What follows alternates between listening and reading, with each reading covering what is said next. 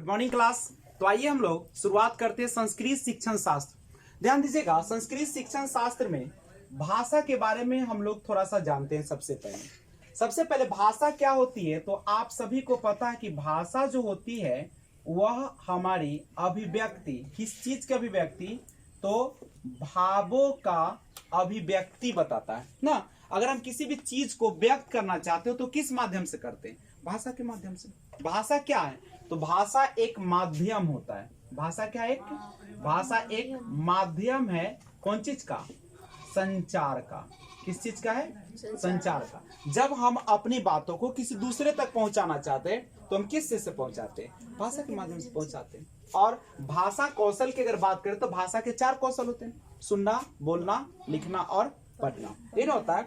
तो आज हम लोग जानेंगे भाषा के विशेषता के बारे में। ठीक है, तो जैसे देखते हैं, एक हेडिंग डाल दीजिएगा, भाषाया विशेषणम। भाषायम विशेषणम, यानी भाषा की विशेषता के बारे में हम लोग आज सीखेंगे कि आखिर हम लोग भाषा सीखते हैं तो क्यों सीखते हैं और उसकी क्या जरूरत होती है। करेक्ट है। भाषायाम विशेषणम, देखिएगा भाषा की विशेषता क्या क्या होती है। तो भाषा जो होती है एक व्यवस्था अस्ति। भाषा एक क्या है? एक व्यवस्था है। कौन चीज का व्यवस्था है? तो अपनी अभिव्यक्ति को व्यक्त करने, यानी कह सकते हैं कि जो हमारे मन में भावना आती है, मन की भावना जो होती है, मन के जो विचार होते हैं, उन सब को हम किस चीज के माध्यम से व्यक्त करते हैं? भाषा के माध्यम से। भाषा एक कौन चीज है? एक साधन है। ठीक है। और इयम अर्जित संपत्ति अस्ति, यह जो है वह कैसी है?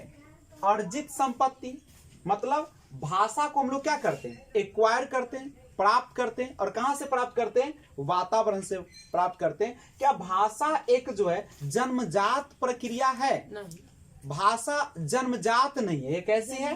अर्जित है। जो कहां से हम लोग प्राप्त करते हैं? अपने वातावरण से, परिवेश से, आसपास से। इयम परिवर्तनशीला अस्ति, भाषा कैसी होती है? परिवर्तनशील होती है। भाषा हर जगह पे क्या होता है? बदल जाता है। अगर मान लीजिए कि हम लोग यहाँ से हम सारण चले जाएंगे तो वहां पे क्या होगा? अलग भाषा आ जाएगी, थोड़ा सा चेंजिंग होगा। अगर हम और आगे जाएंगे तो और चेंज हो जाएगा। इसका मतलब है कि भाषा जो होता है वह परिवर्तनशील होता है। ऐसा नहीं कि आप हिंदी बोलते हैं, भोजपुरी बोलते हैं तो सब जगह यही बोलेगा, बदलती रहेगी। भाषा सभ्यतया सह विकास उत्पन्न अस्ति, भाषा क्या होती है? सभ्यता के साथ विकास से उत्पन्न होती है। नहीं, जैसा आपका सभ्यता होगा उसी के जैसा विकास भी होगा। किसका? भाषा का। नहीं, देखते हैं हर कैटेगरी के लोगों का अपना एक भाषा होता है, बोलने का एक तरीका होता है। भाषा 2 प्रकार के होते हैं, एक औपचारिक होता है और दूसरा क्या होता है? अनौपचारिक होता है। भाषा प्रतीकात्मकम अस्ति, भाषा जो होती है क्या होती है? एक प्रतीक होती है, एक सिंबल होती है। और भाषा समाजे विचार विनिमय साधनम अस्ति, भाषा जो होती है समाज के विचार का विनिमय का साधन है। विनिमय का मतलब क्या होता है? विनिमय का मतलब होता है आदान प्रदान का। तो भाषा जो होती है वो समाज में विचारों के आदान प्रदान का भी कौन चीज कहलाता है? साधन कहलाता है। अधिगम और अर्जनम, ध्यान दीजिएगा, अधिगम जिसको इंग्लिश में आप बोलते हैं लर्निंग, सीखना जिसको बोलते हैं। और अर्जन का मतलब हिंदी, अगर इंग्लिश की बात करें तो एक्वायर्ड जिसको बोलते हैं, इसी को आप हिंदी में क्या बोलते हैं? अर्जित। नहीं, तो अधिगम सीखना और अर्जन में क्या अंतर है? तो देखिए, आप किसी भी चीज का जब अधिगम करते हैं तो सबसे पहले यह जो होता है एक औपचारिक प्रक्रिया होती है। औपचारिक का मतलब क्या होता है? एक ऐसी प्रक्रिया जिसमें हमें क्या करना पड़ता है? कुछ नियम का पालन करना पड़ता है। और प्लस ये जो औपचारिक होती है इसको प्रयास करना पड़ता है। यानी अधिगम क्या होता है? प्रयास जन्य होता है। प्रयास जन्य समझते हैं ना? मान लीजिए कि अभी सीटेट का आप क्लास कर रहे हैं, ठीक है, और अधिगम कर रहे हैं। अधिगम कर रहे हैं तो क्या आपके पास से एक प्रयास कर रहे हैं, कोशिश कर रहे हैं ना। और औपचारिक है, इसके लिए कुछ नियम पढ़ना पड़ता है। प्लस क्या होता है? यह जो होता है अधिगम, वो हम लोग कहां से करते हैं? तो विद्यालय यानी विद्यालय से करते हैं, या किसी कोचिंग से करते हैं, या इंस्टीट्यूट से करते हैं, या वैसे जगह से करते हैं जहां पे इसकी ज्यादा जानकारी किसी के पास होता है, यही ना हम लोग करते हैं। तो अधिगम एक औपचारिक प्रक्रिया है, ठीक है। औपचारिक का मतलब ही होता है जिसमें आपको नियमों से रूबरू होना होता है, नहीं, और प्रयास से, जिसमें अधिगम कोई भी चीज सीखने के लिए आपको क्या करना पड़ेगा, प्रयास करना पड़ेगा। और कहाँ पे करेंगे, विद्यालय चाहे कहीं और पे करेंगे, करेक्ट है। दूसरी बात यह जो होती है लक्ष्योन्मुखी होती है, लक्ष्योन्मुखी। जैसे आप कोई भी चीज का अधिगम करते हैं तो अधिगम एक लक्ष्य बनाकर न करते हैं। ऐसा तो नहीं है कि आप मनोविज्ञान पढ़ते हैं, सीडीपी पढ़ते हैं, जो आप शिक्षण शास्त्र, बाल विकास शिक्षण शास्त्र, तो क्या ऐसे ही पढ़ लेते हैं? कहीं ना कहीं इसका लक्ष्य है, कहीं ना कहीं इसका कौन चीज है, काम है। तो अगर पूछेगा अधिगम क्या, तो बोलेगा अधिगम एक औपचारिक प्रक्रिया, प्रयास जन होता है, विद्यालय में होता है, या किसी ऐसे जगह पे होता है जहां पे एक नियम कानून सीखते हैं, और लक्ष्योन्मुखी होता है जिसमें क्या होता है, किसी लक्ष्य शामिल होता है। और उसके बाद दूसरा जो है आपका अर्जनम। अर्जनम यानी अर्जन, अर्जन यानी अक्वायर्ड करते हैं, अर्जित किया जाता है किसी भी चीज को। अच्छा, अर्जित जो किया जाता है यह कैसी प्रक्रिया है? अर्जन तो हम लोग कहीं से भी कर सकते हैं, अनौपचारिक प्रक्रिया है। अनौपचारिक का मतलब ऐसी प्रक्रिया जो कहीं से भी किसी भी हालात में सीख लिया जाए। हम लोग चल रहे हैं तो कुछ ना कुछ सीख रहे हैं, तो अनौपचारिक प्रक्रिया है। दूसरा कैसी प्रक्रिया है, तो ये जो होता है साहजिक प्रक्रिया। साहजिक बोले तो सहज रूप से होने वाली प्रक्रिया, सहज यानी नेचुरल रूप से होने वाली प्रक्रिया है। नेचुरल जिसको हम लोग कहते हैं प्राकृतिक रूप से। प्राकृतिक यानी हम कह सकते हैं कि ये हम लोगों के अंदर पाया जाता है। नहीं, सहज का मतलब क्या होता है, जो हमारे अंदर पाया जाता है वो हमारी सहज है। तो अर्जन जो होता है साहजिक है, सहज बोलते हो जिसको, नेचुरल है यानी प्राकृतिक है, ये अपने आप होने वाली प्रक्रिया है। और ये कब से शुरू होती है, अगर पूछेगा कि अर्जन की शुरुआत कहां से होती है, जन्म से। कहां से होती है, जन्म से। कहां तक चलती है, मृत्यु तक चलती है। कहां तक चलती है, मृत्यु तक चलती है। जब तक आदमी की मृत्यु नहीं हो जाती तब तक कुछ ना कुछ क्या करते रहता, सीखते रहते। इस चीज को ध्यान रखिएगा। तो यहां से अगर हम कहते हैं आपको अधिगम क्या है, तो अधिगम सिंपल सा एक प्रयास जन, लक्ष्योन्मुखी और किसी इंस्टीट्यूट या जगह पर जाकर सीखना पड़ता है। औपचारिक प्रक्रिया है जिसमें कुछ नियमों को सीखना होता है। लेकिन अर्जन जो होता है अनौपचारिक प्रक्रिया है, साहजिक प्रक्रिया, सहज रूप से होता है, आप सीख जाते हैं, प्राकृतिक रूप से होते हैं। और कब से शुरुआत हो जाती है, जन्म होता है उसी समय से सीखना शुरू हो जाता है अधिगम। और कब तक चलता है, मृत्यु तक आपकी प्रक्रिया चलती रहती है। इस चीज को आप ध्यान रखेंगे, करेक्ट है। अब एक बात बताइएगा कि कुछ मनोवैज्ञानिक हुए, जिस मनोवैज्ञानिक में हम एक नाम आपको लेना चाहेंगे, नोम चॉम्स्की का। ठीक है, देखिएगा नोम चॉम्स्की जो है एक मनोवैज्ञानिक। मनोवैज्ञानिक बोले तो एक ऐसा व्यक्ति जो क्या करता है, बालकों के कौन चीज के बारे में बताता है, बालकों के व्यवहार के बारे में बताता है। ठीक है, तो नोम चॉम्स्की जो है, नोम चॉम्स्की, ठीक है, ये महोदय ने कहा, क्या कहा कि प्रत्येक जो बच्चे होते हैं उसमें भाषा के ग्रहण करने का एक साधन होता है। नहीं, क्या होता है, नोम चॉम्स्की क्या कहते हैं कि हर बच्चे में क्या होता है कि प्रत्येक बालक भाषा ग्रहण कर सकता है। नहीं, यानी नोम चॉम्स्की कहते हैं कि प्रत्येक बालक जो होते हैं वो भाषा ग्रहण करने का उसके पास क्या होता है, साधन होता है। समझे बात को। नोम चॉम्स्की कहते हैं कि जितने भी बच्चा है ना दुनिया में, उन सभी बच्चों के पास क्या होता है, यहाँ पे जो भाषा होती है उसको ग्रहण करने की क्या पाई जाती है, एक साधन पाई जाती है। साधन, साधन इसी को हम लोग क्या कहते हैं, एक क्षमता पाई जाती है। यह क्षमता कहां से पाई जाती है, जन्म से पूर्व ही पाई जाती है। नहीं, जन्म से ही पाई जाती है। और कौन सा चीज होता है, तो उसके लिए वो कहते हैं कि लैड होता है। पूछता है क्वेश्चन कि कौन ऐसा मनोवैज्ञानिक है जो कहते हैं कि प्रत्येक बालक में भाषा ग्रहण करने की क्षमता पाई जाती है, साधन पाई जाती है, तो कौन कहते हैं, एक नोम चॉम्स्की कहते हैं। ये बोलते हैं लैड होता है, जिसको हम इंग्लिश में लैंग्वेज एक्विजिशन डिवाइस कहते हैं, और हिंदी में अगर हम इसको बोले भाषा अधिग्रहण यंत्र इसको कहा जाता है।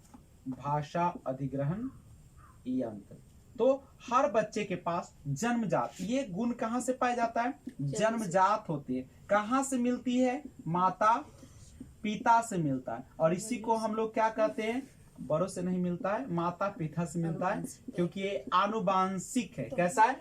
आनुवांशिक है। आनुवांशिक मतलब क्या? माता और पिता में अगर हम कहें तो हर व्यक्ति में कितना 23 जोड़ा गुणसूत्र होता है, 46 गुणसूत्र होता है। माता से 23 और पिता से 23 आते हैं। और वह जो होता है जिसको जीन भी हम लोग कहते हैं, गुणसूत्र को, क्योंकि गुणसूत्र पर क्या रहता है? जीन। जीन बना होता है आपके डीएनए से बना होता है। नहीं, डीएनए पर देखिए छोटे छोटे जीन से, देखिए छोटे छोटे जीन से डीएनए बनता है। डीएनए से ही गुणसूत्र का निर्माण होता है। और उसी गुणसूत्र से क्या होता है? आपके कई पीढ़ियों का गुण को क्या रखता है? बचा के रखता है। अगर मान लीजिए कि माता पिता बड़े लंबे हैं और बच्चा अगर छोटा हो गया है तो क्या होगा? क्या वो गुण दब गया है? नहीं, आने वाली पीढ़ी में फिर आ सकता है और लंबे हो सकते हैं। ठीक है, तो ये कभी नहीं क्या होता है? समाप्त नहीं होता है। मान लीजिए कि माता पिता काफी गुस्सैल है तो बच्चे में भी गुस्सैलपन का गुण आएगा। अगर दब भी गया तो क्या होगा? आगे चल के फिर से वो आने की संभावना रहेगा। तो इस चीज को ध्यान रखिएगा। इसलिए आप लोग देखते होंगे पहले जब शादी विवाह होता था तो लोग खानदान देखते थे, नहीं उसके खानदान में कौन कैसा है, कोई नशा वाला तो नहीं है, कोई ऐसा तो नहीं है कि दुर्व्यवहार वाला आदमी है। हर चीज वहां पे देखा, लंबाई कितना है तब ना, तो ये सारा चीज जांच होता था, वो जन्मजात। लेकिन आजकल तो बहुत सारे ऐसे कह सकते हैं कि वैज्ञानिक तरीका आ गया जिसमें अगर माता पिता भी अगर किसी चीज से ग्रसित है तो बच्चे में वो बीमारी नहीं आती। नहीं, तो उसके लिए क्या है आजकल मनोवैज्ञानिक तरीका? क्या आप वैज्ञानिक तरीका अपना सकते हैं। नोम चॉम्स्की ने कहा, ये याद रखेगा कि प्रत्येक बालक के पास भाषा ग्रहण करने का एक क्षमता या साधन होता है जिसे हम लैड के नाम से जानते हैं। करेक्ट है। लेकिन हम लेव वाइगोस्की की थोड़ा सा बात करते हैं। लेव वाइगोस्की जो है, वाइगोस्की, देखिए लेव वाइगोस्की जो थे, यह हमेशा बताया कि भाषा बच्चे जो है किसी के संगत से सीखते हैं, समाज से सीखते हैं, वातावरण से सीखते हैं। जब तक बच्चा समाज में नहीं जाएगा, जब तक बच्चा वातावरण में नहीं जाएगा, बड़ों के पास नहीं जाएगा, तब तक वो भाषा नहीं सीख सकता है। ठीक है, तो यानी कह सकते हैं कि लेव वाइगोस्की क्या कहते हैं कि बच्चा में भाषा का विकास कहाँ से होता है? तो आसपास के वातावरण, आसपास के लोगों से होता है। नहीं, ठीक है, या इसी को हम लोग कह सकते हैं वातावरण से होता है, समाज से होता है, समूह से होता है, ठीक है, आस पड़ोस से होता है। यानी जब भी आपको बात आ जाए सामाजिकता की कि बच्चा समाज से ही भाषा को ग्रहण करता है, तो वह आपका आंसर कौन हो जाएगा? लेव वाइगोस्की। लेव वाइगोस्की हमेशा किसकी बात करते हैं? समाज की बात करेंगे, ग्रुप की बात करेंगे, समूह की बात करते हैं। यानी यह कहते हैं कि भाषा जन्मजात क्षमता नहीं होती। कौन कहता है? लेव वाइगोस्की। लेकिन नोम चॉम्स्की क्या कहते हैं? भाषा सीखने की क्षमता जन्मजात होती है और वह बच्चे में, हर बच्चे में पाया जाता है भाषा सीखने का एक यंत्र जिसका नाम है लैड, भाषा अधिग्रहण यंत्र। करेक्ट है। तो ये है लेव वाइगोस्की। करेक्ट है, पहले इसको नोट कर दिया जाए। अधिगम और अर्जन, भाषा अधिगम और अर्जन में क्या अंतर है देखते हैं एक बार फिर से। सबसे पहले आप लोग ये तो जानते हैं कि भाषा अधिगम जो होता है वह एक प्रयास जन्य प्रक्रिया होती है जो बिना प्रयास के संभव नहीं है। लेकिन अर्जन जो होता है वह कहाँ से होता है? वातावरण से होता है। ये कोई प्रयास जन्य प्रक्रिया नहीं है, वो अपने आप होता है, सहज रूप से होती है। भाषा अधिगम नाय जागरूकम प्रयत्नम करोति। भाषा अधिगम को जागरूक होने के लिए या जानने के लिए हम लोगों को क्या करना चाहिए? प्रयत्न करना चाहिए, प्रयास करना चाहिए। यानी अधिगम जो होती है कैसी प्रक्रिया है? प्रयास पूर्ण प्रक्रिया है। करेक्ट है। लेकिन अर्जन जो होता है, भाषा अर्जनम एका प्राकृतिक प्रक्रिया अस्ति। भाषा अर्जन, भाषा जो अर्जन करते हैं, एक्वायर्ड करते हैं, वह एक प्रकार की कैसी प्रक्रिया है? प्राकृतिक प्रक्रिया है, सहज प्रक्रिया है, अपने आप होने वाली प्रक्रिया है। आपको किसी भी प्रकार की प्रयास की जरूरत नहीं होती। तो जहां पे अधिगम एक प्रयत्न है, करना पड़ता है करने के लिए, उसमें अर्जन में एक कैसी प्रक्रिया? प्राकृतिक। करेक्ट है। भाषा अधिगमनाय नियमम व्याकरणम च महती आवश्यकता अस्ति। भाषा अधिगम में क्या होते हैं? नियम जो होते हैं, भाषा अधिगम के जो नियम होते हैं वह व्याकरण और उसके महती माने रूल के सेंस में होता है कि आवश्यकता होती है। ठीक है। तो भाषा अधिगम जो होती है वह व्याकरण के नियम और उसके आवश्यकता के अनुसार किया जाता है। लेकिन जो अर्जन होता है, भाषा अर्जन निकटस्थ वातावरणम समीपस्थ जनानाम माध्यमेन एवं विकसति।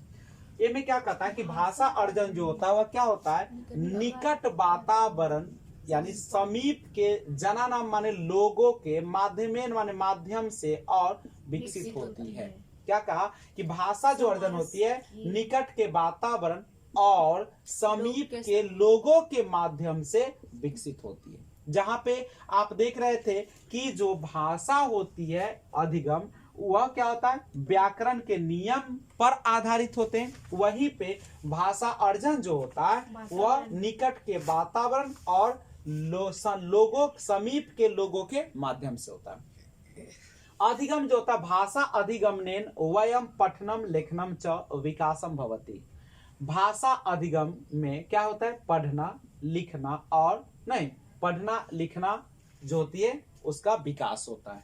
करेक्ट है। भाषा अर्जन वयम भाषणम अवबोधनम कुरम। भाषा अर्जन में हम लोग को किसका, भाषण यानी बोलने का, अवबोधनम, अवबोध माने समझ, विकास करता है। करेक्ट है। जहां इसमें बोलने की कला का डेवलपमेंट होता है, वहीं पे इसमें पढ़ने लिखने का क्या होता है, विकास होता है। अधिगम, भाषा अधिगम में पुस्तकम व्याकरणस्य च महती आवश्यकता भवति। भाषा अधिगम में पुस्तक और व्याकरण का अति आवश्यकता होती है। नहीं, लेकिन भाषा अर्जन में पुस्तकम व्याकरणस्य आवश्यकता अस्ति। भाषा अर्जन में पुस्तक व्याकरण की आवश्यकता क्या होती है, इसमें तो आवश्यकता होती है, लेकिन इसमें अर्जन करने के लिए नास्ती होना चाहिए। यहाँ पे क्या होना चाहिए, नास्ती। भाषा अर्जन में पुस्तक व्याकरण की आवश्यकता नहीं होती है, क्योंकि कहीं भी सीख सकते हैं। भाषा अधिगमम मनोवैज्ञानिकम प्रक्रिया अस्ति। भाषा अधिगम कैसी प्रक्रिया है, मनोवैज्ञानिक प्रक्रिया है। चूंकि यह हम लोग किस चीज से सीखते हैं, व्यवहार से या अनुकरण से सीखते हैं। नहीं, लेकिन भाषा अर्जनम तू अमनोवैज्ञानिक प्रक्रिया अस्ति। इसमें व्यवहार से नहीं सीखा जाता है, भाषा अर्जन अपने आप सहज रूप से होती है। भाषा अधिगम औपचारिक भवति, यह कैसी प्रक्रिया है, औपचारिक। औपचारिक वह होता है जिसमें हम लोगों को नियम कानून के बारे में क्या करना पड़ता है, जानकारी लेना पड़ता है।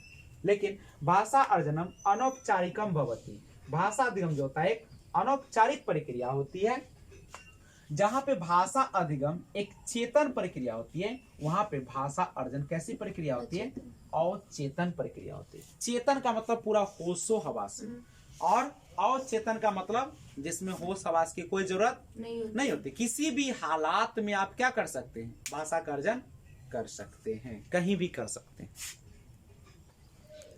भाषा अधिगम समस्या एवं त्रुटियां। देखिए, भाषा अधिगम में जो समस्या और उसमें जो त्रुटि होती है, गलतियां कहाँ कहाँ होती है उसके बारे में समझिए।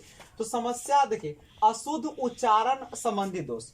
पहला जो होता है वो क्या होता है, बच्चे जो है से क्या करते हैं, अशुद्ध उच्चारण करते हैं। जैसे वो कहाँ कहाँ होता है, जैसे वर्णमाला गत दोषा। वर्णमाला में क को क्या पढ़ देते बच्चे, कै, ख को पढ़ते ख ना, इस तरीके से। स्वर लोप दोषा, एकादश को पढ़ देगा एकदश, स्वर लोप देखिए आकार को नहीं पढ़ पाता, द्वादश को पढ़ता है द्वादश, करेक्ट है।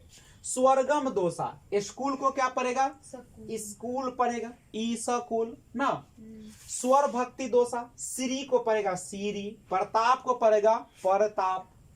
सामान्य लिपि संबंधी दोष, जैसे इस दोनों न के बीच अंतर नहीं समझ पाता, ये श कैसे बोलना है, ये स कैसे बोलना नहीं पता है, री और ई में अंतर नहीं कर पाता है बच्चा, ठीक है।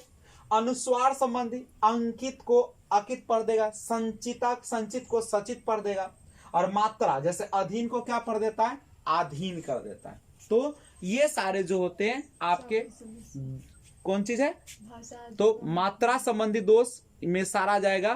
पहला अशुद्ध उच्चारण संबंधी दोष, उसका सामान्य लिपि, तब अनुस्वार संबंधी और मात्रा संबंधी दोष।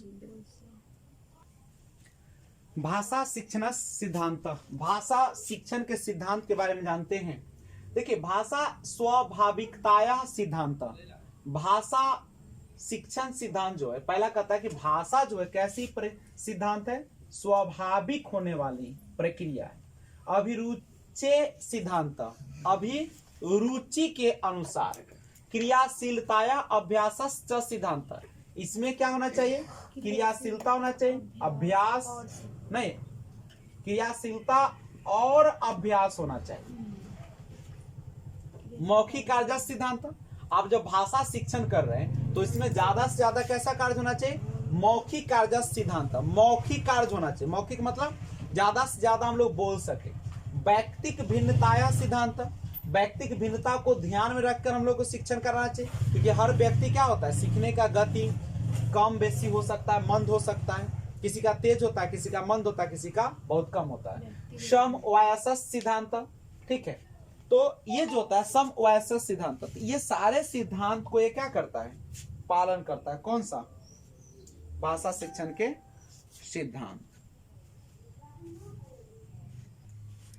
भाषा शिक्षण सूत्रम देखिएगा, भाषा शिक्षण के सूत्र क्या है। शिक्षण का मतलब क्या होता है, शिक्षण जिसमें पढ़ना और पढ़ाना दोनों चलता है, सीखना और सिखाना दोनों चलती है। देखिए भाषा शिक्षण सूत्र में ज्ञाता द ज्ञातम प्रति, ये जो होता है ज्ञाता द ज्ञातम मतलब क्या होता है, ज्ञात से अज्ञात को। ध्यान दीजिएगा कि भाषा शिक्षण जो होता है वह कैसे सिखाई जाती है, भाषा को ज्ञात से अज्ञात की ओर। ज्ञात का मतलब क्या होता है, जिस चीज को आप पहले से क्या करते हैं, जानते हैं, यानी हम कह सकते हैं कि पूर्व ज्ञान से नवीन ज्ञान। पूर्व ज्ञान से कौन सा ज्ञान, नवीन ज्ञान जो होता है, यानी जो पहले से आप जानते हैं ना, उसके मदद से जो नए ज्ञान का विकास करते हैं, उसी को हम लोग क्या करते हैं, ज्ञात द ज्ञातम प्रति, यानी ज्ञात से अज्ञात। तो भाषा शिक्षण का सूत्र जो होता है, कौन सा सूत्र देख सकते हैं आप लोग, ज्ञात से अज्ञात सूत्र होता है। यानी जो चीज आप पहले, जैसे मान लीजिए कि हमको भाषा पढ़ाना है, तो हम सबसे पहले आपसे क्या करेंगे, भाषा संबंधी प्रश्न करेंगे कि आपको कहां तक जानकारी, जहां तक जानकारी उसके आगे पढ़ाने का हम लोग क्या करेंगे, प्रयास करेंगे। दूसरा स्थूलात् सूक्ष्म प्रति, यानी स्थूल से सूक्ष्म की ओर, यानी कह सकते हैं कि इसमें जो होता है वह स्थूल से सूक्ष्म का मतलब होता है कि आप जो होते हैं इसमें क्या करते हैं, सबसे पहले संपूर्ण ज्ञान देते हैं, उसके बाद छोटे छोटे पार्ट्स में आप लोग बताने का प्रयास करते हैं। पूर्णादशम प्रति, पूर्णादशम जैसे पूर्ण से छोटे छोटे रूप में, जैसे आप विद्यालय लिखते तो पूर्ण है आपका नहीं, और इसको हम लोग जैसे कर दे विद्या प्लस आलय, तो ये मेरा क्या हो गया, छोटा पार्ट हो गया। इसी तरीके से विश्लेषण संश्लेषण विधि भी क्या है, विश्लेषण में बड़ा, जैसे विद्यालय तो बड़ा था, और इसको सॉरी विश्लेषण का मतलब होता है आप छोटा से बड़ा पार्ट, छोटा से, जैसे अगर लिखा है सूर्य प्लस इंद्र, सूर्य प्लस इंद्र, तो हम लोग इसको क्या लिख देते हैं, सुरेंद्र, ऐसे ना लिखते हैं आप, ठीक है। तो ये क्या किया आपने, छोटा छोटा रूप से क्या कर लिए, एक बड़ा रूप को निर्माण किया। आगमनात् निगमनम प्रति, यानी आगमन से किसकी ओर, निगमन। आगमन विधि वह विधि होती है जिसमें हम लोग क्या करते हैं, पहले उदाहरण पेश करते हैं और उससे क्या बनाते हैं, नियम। निगमन में क्या हो जाता है, निगमन में पहले हम लोग नियम देते हैं, जैसे प्लस बी का होल स्क्वायर देते हैं, square plus 2 plus b square, और उसके बाद हम लोग क्या करते हैं, आप उदाहरण की ओर आते हैं। करेक्ट है। तो ये है आपका आगमन और निगमन विधि, करेक्ट है। नोट किया जाए इसको, उसके बाद आगे बढ़ते हैं। देखिएगा हर्वटीय चपदीय प्रणाली, यानी 5E लर्निंग प्लान जो है आपका ई से शुरू होने वाला, वो कौन कौन है। सबसे पहले आपका प्रस्तावना, जिसको उन्मुखीकरणम भी कहा जाता है। अब आपको लगता है कि प्रस्तावना होता क्या, तो समझिएगा जो प्रस्तावना होता है यह जो होता है यह सरल होता है, आसान होता है, ठीक है। यहां से शुरुआत की जाती है। ये कैसा होता है, तो पूर्व ज्ञान पर आधारित होती है, पूर्व ज्ञान पर आधारित होती है। देखिए ये हर्बर्ट ने 5 जो ये प्रणाली दिया था लर्निंग का, अधिगम का, वह जो पहला था आपका प्रस्तावना, जो कि किस पर आधारित होता है, पूर्व ज्ञान पर आधारित होता है। इसमें बच्चे को सबसे पहले क्या किया जाता है, पूर्व ज्ञान पर आधारित बातों को लिया जाता है, ठीक है। उसके बाद आता है विषयोपस्थानम। देखिए पढ़ने का तरीका, विषयो, या इसको पढ़ सकते हैं विषयोपस्थापनम ना, उपस्थापनम। प्रदर्शनम इसको भी कहा जाता है। इसमें क्या होता है कि बच्चे को ना जब आप पाठ पढ़ाते हैं तो पाठ पढ़ाना आरंभ जो करते किस चीज से करते हैं आप लोग, तो ये प्रदर्शन विधि से करते हैं। किस चीज से? प्रदर्शन का मतलब होता है दिखावट के आधार पर हम लोग करते हैं। तीसरा होता है आपका जो कि आपका तुलना, जिसको हम मूर्तिकरण कहते हैं। इसमें क्या होता है, तुलना किया जाता है, यानी कह सकते हैं कि कठिन जो आपका शब्द होता है उसकी जो है से क्या किया जाता है, इसमें तुलना किया जाता है दूसरे शब्दों से। ठीक है, अमूर्तीकरणम में यानी कह सकते हैं कि कठिन शब्दों की क्या की जाती है, वह सरलता की ओर भागा जाता है। इसमें सामान्यीकरण तो आप जानते हैं, सामान्यीकरण क्या होता है? सामान्यीकरण का मतलब होता है कि वैसी चीजें जो क्या होती है, एक समानता की बात करते सब पर लागू होता है नहीं। और प्रयोगम, प्रयोग क्या करते हैं हम लोग, प्रयोग या मूल्यांकन जो होता है जिसमें हम क्या करते हैं कि बच्चे को बीच बीच में हम उसके उपलब्धियों को क्या करते रहते हैं, मूल्यांकन भी करते रहते हैं, देखते भी रहते हैं। करेक्ट है। तो हर्बर्ट ने 5 ही लर्निंग प्लान दिया था, प्रस्तावना, विषयोपस्थानम, तुलना, उसके बाद सामान्यीकरणम और लास्ट में क्या था, प्रयोगम। देखिए प्रयोगम या मूल्यांकनम की बात अगर किया जाए तो मूल्यांकन, ये जो प्रक्रिया होती है आकलन और मूल्यांकन, इसमें क्या होता है कि बच्चे को आप हमेशा क्या करते हैं, तो एक प्रक्रिया को जानने का प्रयास करते हैं। एक कह सकते हैं कि पूरी जो आपने ज्ञान दिया है वह कहां तक प्राप्त किया, सब किसमें प्राप्त हो जाता है, मूल्यांकन में प्राप्त हो जाता है। कंप्लीट है। जय हिंद।